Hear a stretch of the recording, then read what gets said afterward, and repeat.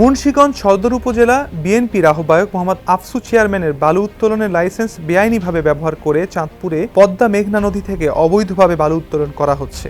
চাঁদপুর জেলার মতলব উত্তর উপজেলার মোহনপুর ইউনিয়নের বাহেরচর ও চর ওয়েবস্টার মৌজায় বালু উত্তোলনের কারণে পরিবেশ বিপর্যয়ের আশঙ্কা দেখা দিয়েছে।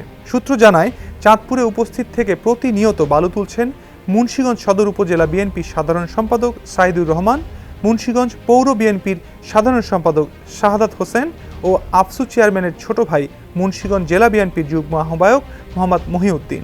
তাদের সহায়তা করছেন মতলবের দীপু সরকার, তিনিও অবৈধভাবে বালু তুলছেন।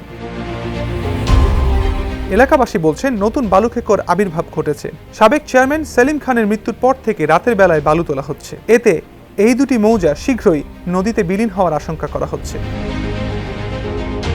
বালুখেকো সেলিম খান ও তার ছেলে শান্ত খান গত 5 আগস্ট চাঁদপুর এলাকার বৈষম্য বিরোধী আন্দোলনকারীদের ওপর বন্দুক নিয়ে আক্রমণ চালান। ওই সময় উত্তেজিত লোকজন তাকে ও তার ছেলেকে পিটিয়ে হত্যা করে। Redmi 13 স্টাইল বানাই দুনিয়া কাঁপায়।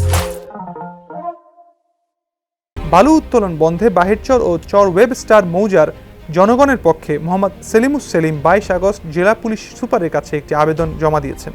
এতে বলা হয়, বেআইনিভাবে বালু তুলে কোটি কোটি টাকায় বিক্রি করা হচ্ছে।